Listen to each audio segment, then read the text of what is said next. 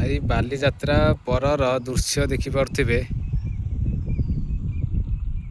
बर्तमान में बालीଯାत्रा सरी जाइए देखिपे ये धड़ा सृष्टि होती धड़ा तैयारी कर लोक जावासवाई बालीଯାत्रा को देखिपे आखपाखे दुकान गुराकर दुकान करते जो आखपाखे बाली उपर जो दुकान करते नई भितर देखिपे किभली भाव में अलिया करके पकई प्रशासन यह प्रति कौन भी टी दायित्व ना कि जो मैंने दुकान करते भी दायित्व ना जे आम यही भाव में आमर माने परिवेश को नष्ट करुचे देखिपे किभली भाव में अवस्था कर मद गाच बालीଯାत्रा सरीगला बालीଯାत्रा परे परे देखिपे अलिया मद गाच ठू धरिकी विभिन्न प्रकार बोतल जरी आ भितर खुंदी होगी पड़ी आगू को आपको आहरी देखी आसतु मो सांगे आगू को वीडियो देखापी प्लीज चैनल को टिके सब्सक्राइब कर दिंतु देखिपे नईर अवस्था कौ भली भाव में विच्छिन्न होगी पड़ी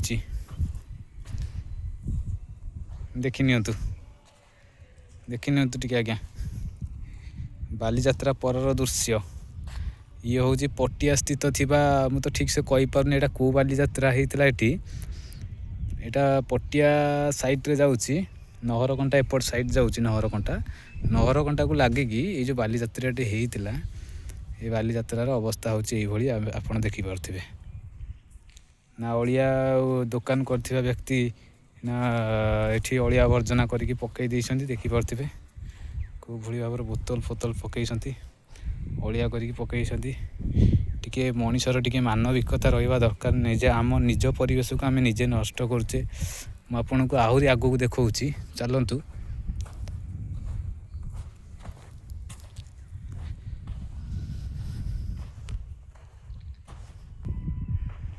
चलतु आहरी आग को चलतु देखिपे नईर परिवेशर अवस्था कौन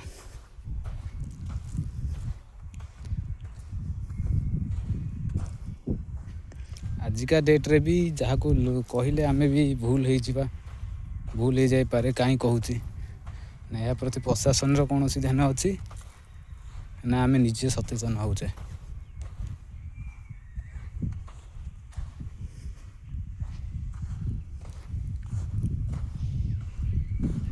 बर्तमान पे आमे सही जगह को जाऊे जो बालीଯାत्रा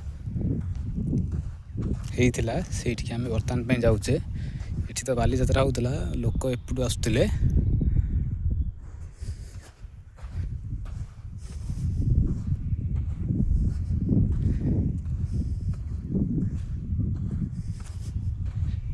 मुझे बेसी भितर को जावा को चाहूनी तेणु जी संभव हम मुझे से वीडियो देखई पारि चलतु मुझे बेसी आगू को जापारूनी कि आपको जी पार्टी से वीडियो देखिपारतु कौ भली अवस्था नईर सबुआड़े जरी एवं बालीଯାत्रा पड़िया तो पूरा नष्ट हो जाइए कहवाक गले बालीर अवस्था आ नहीं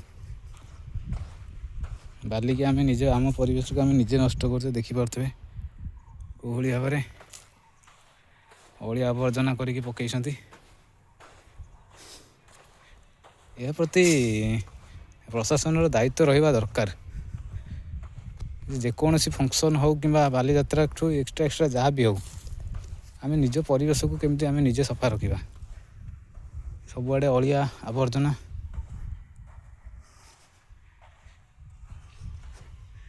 कौन करवा आम मेन है आम ठीक नु देखिपे मद गाच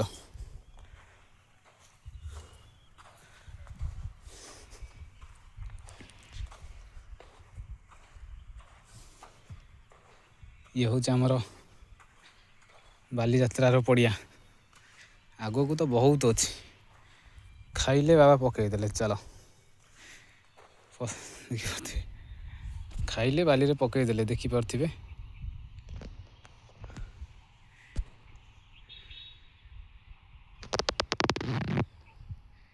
ଆପଣ ତ ମୁଁ ଆପଣଙ୍କୁ ଦୂରରୁ ଦେଖୁଛି, ଦେଖିପାରୁଥିବେ କିଭଳି ଭାବରେ ଅଳିଆ ହେଇକି ପଡ଼ିଛି। ଦେଖିବା ଏହା ପ୍ରତି ପ୍ରଶାସନର କୌଣସି ଦାୟିତ୍ୱ ରହୁଛି କି ନାହିଁ। କେଉଁଭଳି ଭାବରେ ଅଳିଆ ହେଇକି ପଡ଼ିଛି, ମୁଁ ତ ଆଗକୁ ଯାଇପାରୁନି। ଆପଣଙ୍କ ମତାମତ କ'ଣ ରହିବ ପ୍ଲିଜ୍ କମେଣ୍ଟ ବକ୍ସରେ ନିଶ୍ଚିନ୍ତ ଜଣାଇବେ। ଆଉ ଚ୍ୟାନେଲକୁ ଟିକେ ସବସ୍କ୍ରାଇବ୍ କରିବେ, ମୁଁ ଏପରି ଭିଡ଼ିଓ ଆପଣଙ୍କ ପାଖକୁ ଆହୁରି ଆଣିପାରିବି। ଧନ୍ୟବାଦ।